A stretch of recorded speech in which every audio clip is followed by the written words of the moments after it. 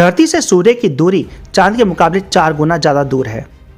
सूर्य का आकार धरती के मुकाबले कई लाख गुना बड़ा है। वैज्ञानिकों के मुताबिक सूर्य का व्यास यानी कि डायमीटर धरती के मुकाबले करीब 109 गुना ज़्यादा है। आसान शब्दों में समझें तो सूर्य में एक साथ 13 लाख से ज़्यादा पृथ्वी समा सकती हैं। सूर्य का टेम्परेचर इतना ज़्यादा है कि पृथ्वी से भेजी जाने वाली कोई भी चीज़ उसकी सतह से लाखों किलोमीटर पहले ही पिघल जाएगी। इसलिए आदित्य L1 धरती और सूर्य के बीच लैग्रेंज पॉइंट पर रहकर ही अध्ययन कर रहा है। अब सवाल उठता है कि सूर्य का टेम्परेचर कितना है? सूर्य का क्या कभी अंत हो सकता है? अगर हाँ, तो इसका अंत कैसे और कब होगा? वैज्ञानिक सूर्य को आग का धधकता हुआ गोला भी कहते हैं। इसका टेम्परेचर 5500 डिग्री सेल्सियस रहता है। सूर्य पे लगातार होने वाले न्यूक्लियर रिएक्शंस के कारण इसके कोर का टेम्परेचर 1.5 करोड़ डिग्री सेल्सियस तक पहुंच जाता है। यह तापमान 100 अरब टन डायनामाइट के विस्फोट से पैदा होने वाली गर्मी के बराबर है। सूर्य के पास इतना न्यूक्लियर फ्यूल है कि वह अगले 50 लाख साल तक ऐसे ही धधकता रहेगा।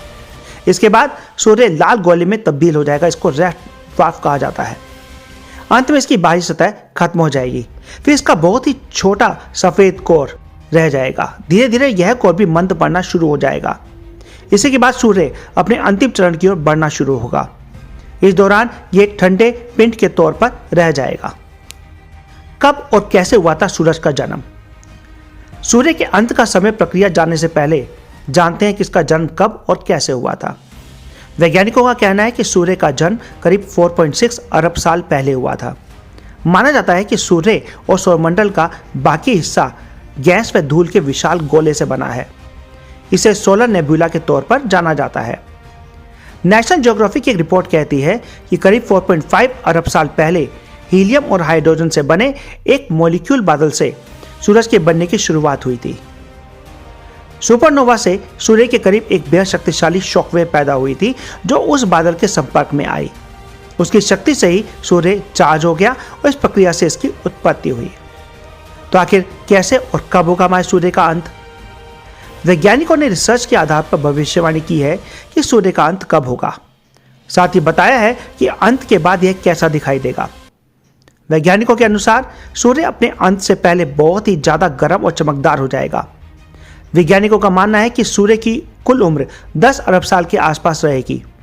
इस आधार पर कहा जा रहा है कि सूर्य अपनी आधी उम्र गुजार चुका है, यानी 5 अरब साल बाद सूर्य का अंत हो जाएगा। वैज्ञानिकों का कहना है कि आखिर समय में सूर्य लाल तारे में तब्दील हो जाएगा, जिसे हम रेड ड्वार्फ कहा जाता है। इस दौरान सूरज का कोर सिकुड़ जाएगा, कंस्ट्रिक्ट हो जाएगा। इस प्रक्रिया में सूर्य की बाहरी परतें धरती को घेरते हुए मंगल की कक्षा तक पहुंच जाएंगी। रिसर्चर्स ने 2018 में एक रिसर्च रिपोर्ट में बताया था कि सूरज 90% दूसरे तारों की तरह सिकुड़कर सफेद बोना तारा यानी कि व्हाइट ड्वार्फ स्टार बन जाएगा। आखिर सूरज के अंत के बाद पृथ्वी का क्या होगा? सूर्य की उत्पत्ति करीब 4.60 अरब साल पहले हुई थी। सूरज के कारण ही धरती पर जीवन की उत्पत्ति संभव हो पाई है। अब भी सूर्य के कारण ही धरती पर जीवन है। सूरज से ही मौसम है, मौसम की वजह से ही जलवायु और समुद्र की धारा भी तय होती है।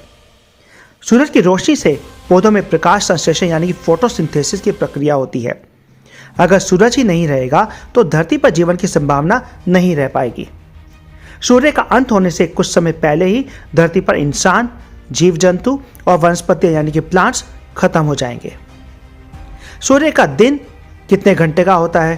क्या सूरज के बिना जीवन संभव है? सूरज का असली रंग क्या है? चलिए ये भी जानते हैं। सूर्य के बिना धरती पर जीवन संभव ही नहीं है, यह हम पहले भी बात कर चुके हैं। यह हमारे सोलर सिस्टम का एक लीडर है जिसके चारों ओर कई ग्रह चक्कर लगाते हैं। नासा के मुताबिक हमारा सूर्य 4.5 अरब वर्ष पुराना तारा है। पृथ्वी का सबसे नजदीकी तारा भी सूरज ही है। हाइड्रोजन और हीलियम की असीम ऊर्जा वाला ये सूर्य पृथ्वी की सतह से लगभग 15 करोड़ किलोमीटर दूर है। तभी तो 3 लाख प्रति किलोमीटर की रफ्तार से यात्रा करने वाली रोशनी को सूर्य से पृथ्वी पर आने में 8 मिनट 20 सेकंड का समय लगता है। सूर्य का गुरुत्वाकर्षण यानी कि ग्रेविटेशन की वजह से ही सौर मंडल हमारे सोलर सिस्टम के सभी ग्रह उसका चक्कर काटते रहते हैं। सूर्य का सबसे गर्म हिस्सा इसका सेंटर है, इसका टेम्परेचर 27 मिलियन डिग्री फ़ारेनहाइट यानी 15 मिलियन डिग्री सेल्सियस से ऊपर होता है। सूर्य की सतह पर होने वाले विस्फोट अंतरिक्ष की सतह को प्रभावित करते हैं, इसलिए इसके अलावा सूर्य की 10 बातें आपको और जाननी चाहिए।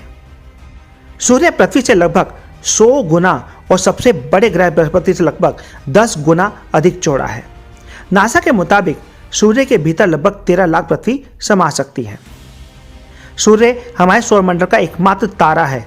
यह हमारे सौरमंडल का सेंटर है, केंद्र है। इसका गुरुत्वाकर्षण सौरमंडल को एक साथ बांधे रखता है।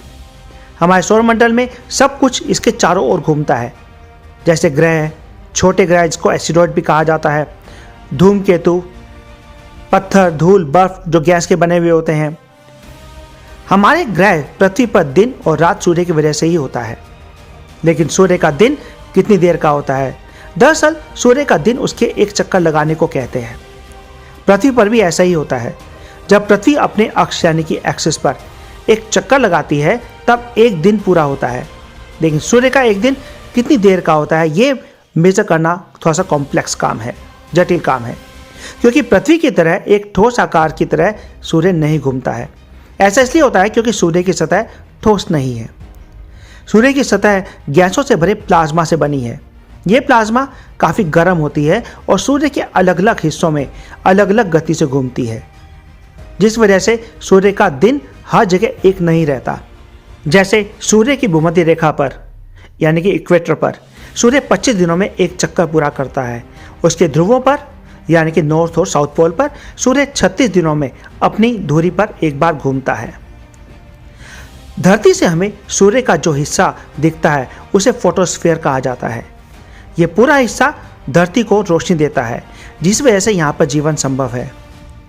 सूर्य की सतह से ऊपर क्रोमोस्फीयर और कोरोना लेयर है। इस जगह पर solar flare, coronal mass ejection की गतिविधियां होती रहती हैं। सूर्य मंडल में लगभग सभी ग्रहों के अपने चांद होते हैं। कुछ ग्रहों के कई चांद होते हैं जो उसका चक्कर काटते हैं। पृथ्वी का भी एक चांद है जहाँ इसरो ने अपना मिशन भेजा था। लेकिन सूर्य का कोई चांद नहीं है। लेकिन 8 ग्रह और करोड़ों धूमकेतु यानी कि एस्टेरॉइड्स इसका चक्कर काटते हैं। नासा के मुताबिक भारत का Aditya L1, solar Parker probe, solar orbiter, SOHO, solar dynamics observatory, Hinode, IRIS और विन जैसे उपकरण और मिशन की इन पर नजर है। नासा के मुताबिक 4.6 अरब वर्ष पहले जब सौर मंडल विकसित हुआ होगा तब गैस और धूल से घिरा रहा होगा। सूर्य पर जीवन संभव नहीं है, लेकिन सूर्य के कारण जीवन संभव है। लेकिन इसकी वजह से धरती पर जीवन हजारों सालों से पनप रहा है। लाखों डिग्री सेल्सियस टेम्परेचर होने की वजह से सूर्य पर किसी इंसान के रहने की संभावना नामुमकिन है। सूर्य वैसे तो पृथ्वी पर जीवन के पनपने का एक स्रोत है, लेकिन इसके साथ सूर्य से कई ऐसे पार्टिकल्स आते हैं जो इंसानों के लिए नुकसानदेह भी हैं। तो चलिए अब बात करते हैं कि सूरज का असली रंग क्या है। सूरज का इन रंगों से कोई लेना देना नहीं है। ये सब पृथ्वी के वायुमंडल और हमारी आंखों की वजह से होता है। दरअसल सूरज की रोशनी हमारी आंखों तक जिस तरीके से पहुंचती है उसका रंग भी हमें वैसा ही दिखता है। बचपन से हम सूरज को कभी पीला, कभी भगवा यानी नारंगी रंग का देखते आए हैं, लेकिन असलियत में सूरज इस रंग का है ही नहीं। इसलिए अब हम आपको बताते हैं कि आखिर सूरज का असली रंग क्या है, या सूरज हमें पीला और नारंगी क्यों दिखता है। पृथ्वी से सूरज हमें अलग अलग समय पर अलग अलग रंग का दिखाई देता है। जैसे सूर्योदय या सूर्यास्त के समय जब आप सूरज को देखते हैं तो वो लाल या फिर नारंगी रंग का दिखता है।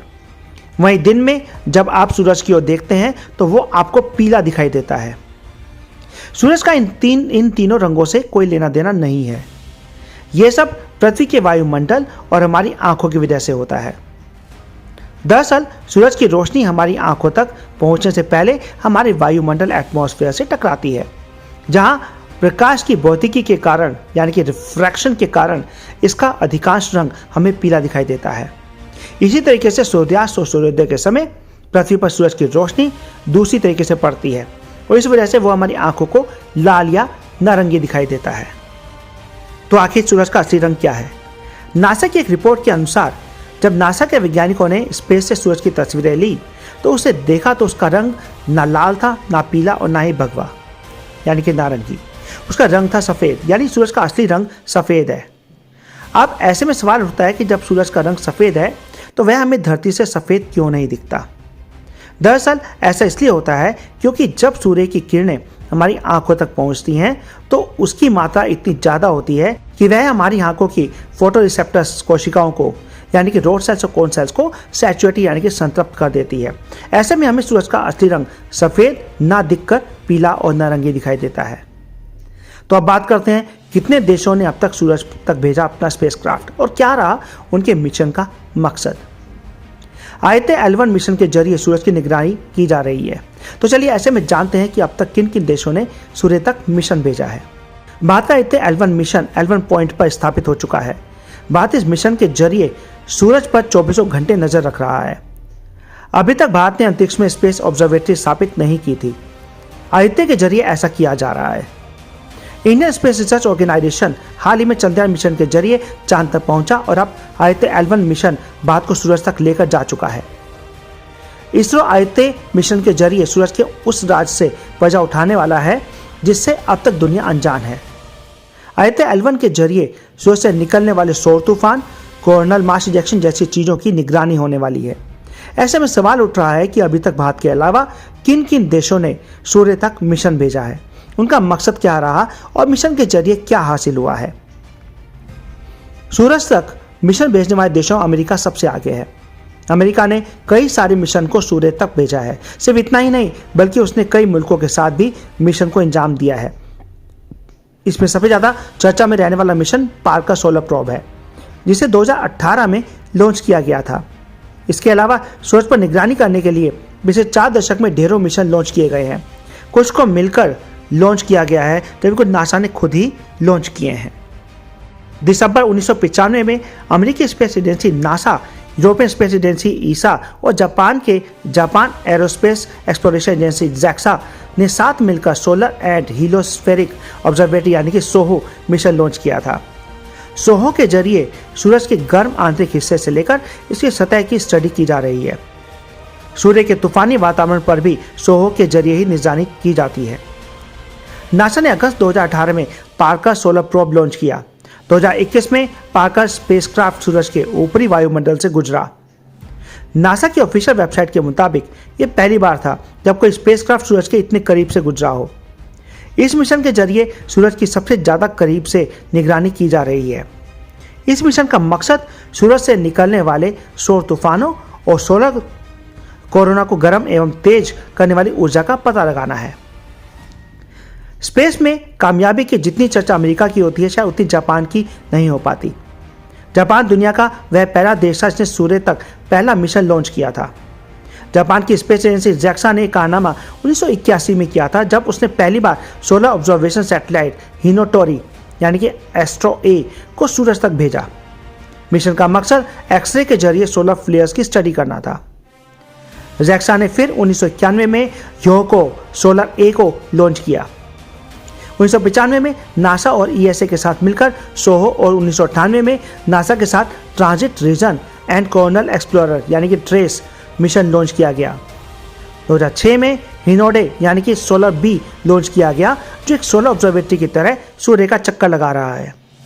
इस मिशन का मकसद सूर्य से पृथ्वी पर होने वाले प्रभाव को समझना है। तो चलिए अब चीन के बारे में बात कर लेते हैं। चीन ने भी पिछले कुछ सालों में सूर्य की ओर ध्यान देने की शुरुआत की है। 2019 में चाइनीज एकेडमी ऑफ साइंसेज यानी कि कैस ने spacecraft for high energy solar physics यानी कि शीसेप के तौर पर एक छोटी सैटेलाइट को लॉन्च किया। इसे सूर्य के एक्सरे और गामा रे जैसे हाई एनर्जी वाले रे की स्टडी करने के लिए डिज़ाइन किया गया था। इसके जरिए चीन ने सूर्य के कई राज खोले। चीन धीरे धीरे स्पेस सेक्टर में आगे भी बढ़ता जा रहा है। बीजिंग ने 8 अक्टूबर 2022 को advance space based solar observatory यानी कि SOS को लॉन्च किया। चीन इस मिशन के जरिए सूरज के वातावरण की स्टडी कर रहा है। वह यह समझने की कोशिश कर रहा है कि कोरोना, क्रोमोस्फीयर और फोटोस्फीयर जैसी चीज़ें किस वजह से हो रही हैं। सिर्फ इतना ही नहीं बल्कि चीन सोलर स्पेस टेलीस्कोप SST भी लॉन्च करने वाला है। इसे 2030 तक लॉन्च किया जाएगा ताकि सूर्य की और अच्छे से स्टडी की जा सके। तो अब यूरोप के बारे में भी बात कर लेते हैं। अक्टूबर 1990 में ESA ने सूर्य के ध्रुवों के ऊपर और नीचे अंतरिक्ष के वातावरण की स्टडी करने के लिए यूलिसेस मिशन लॉन्च किया।